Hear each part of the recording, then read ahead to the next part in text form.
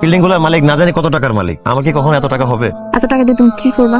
সুখ কিনবো। তুমি কি পারবা আমার সাথে সুখী হতে? পরখ করতে চাও? জাস্ট জানতে চাই। তাহলে চলো বাসায়। আচ্ছা, বাসায় যাওয়াই লাগবে, না গেলে হয় না?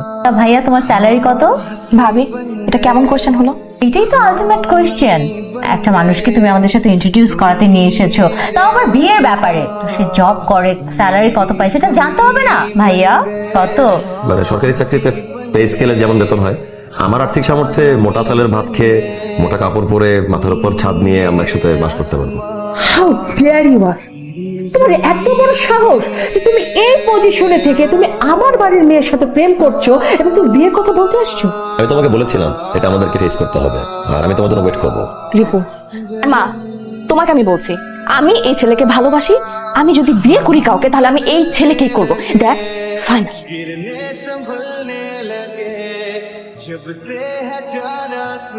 কালকে বাজার করে বাবার বাসায় পাঠানোর কথা ভুলে গেছো তুমি? না না, আমি ভুলে যাই নাই, আমি একদম মজা করতেছিলাম। আচ্ছা, তুমি আমাকে একটা কথা বলো তো, এই যে তোমাদের বাসায় ফার্স্ট টাইম আমরা হাজবেন্ড ওয়াইফ হিসেবে যাবো, আমার কি বাজার করার কথা? তারা বাজার করে আমাদের ওয়েলকাম করবে না? এটা তো একটা প্রথা, এটা আনন্দ ফুর্তির ব্যাপার।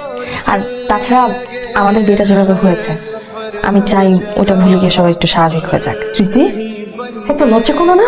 তোর জামাই ফকির ছোট লোক তোর একটা বাজার করে নিয়ে আসছে আমার বাসায়, তুই কিছু বলতে পারলি না? অবশ্য আমি যেদিন প্রথম ওই ছেলেটাকে দেখছিলাম তখনই বুঝছি যে কতটা ছোট লোক ঘরের একটা ছেলে। ওই ছেলে যখন বাজার নিয়ে ঢুকছে, ওকে বোঝে নাই কোন বাড়িতে ঢুকছে বাজার নিয়ে। এই জন্যই আমি প্রথম দিনই ওই ছেলেটাকে জিজ্ঞেস করেছিলাম ওর বেতন কত। তখন তো বলতে পারিনি, এখন আমি জানি ওর বেতন 35,000 টাকা। কি হয়েছে স্মৃতি? চুপ করে থাকলে আমি কিভাবে বুঝবো বলো? বুঝবো না কেন? তুমি বাচ্চা, তুমি এখনো? তুমি বাবার বাসায় প্রথমবার বাজার করে নিয়ে গেছো, তো 1 কেজি মিষ্টি, অ্যাটলিস্ট 5 কেজি মিষ্টি নিয়ে যেতে পারতা না?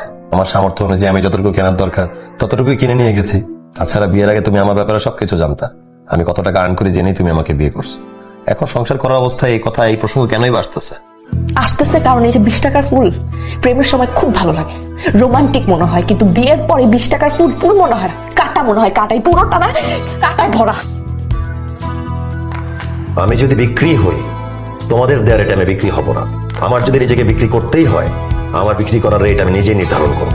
স্যার, খালি যে অ্যামাউন্ট আপনি বসায় নেন। এই ব্যাগটাতে 20 লাখ টাকার মতো আছে, তোমার যা মন চায় তুমি শপিং করে নিও। ভিপু, তুমি এত টাকা কোথেকে পাচ্ছ? সেটা তো তোমার জানার দরকার নেই। তোমার আগে ফুলের গন্ধ ভালো লাগতো, এখন লাগে না। আমার এখন টাকার গন্ধ ছাড়া কিছুই ভালো লাগে না, তাই আর্ন করি। ভাইয়া, আপনি তো সেদিন বাজারে করেছিলেন, রান্না করে সবাইকে খাইয়েছিলেন, আপনার 50,000 টাকার মতো খরচ হয়েছিল। এই নেন, আপনাকে আমি 1 লাখ টাকা দিলাম, আপনি আবার বাজার করবেন এবং আবার সবাইকে রান্না করে খাওয়াবেন। ভাবি, আপনার জন্য গিফট এনেছি। অমিত, গাড়ি চাবিটা রাখেন।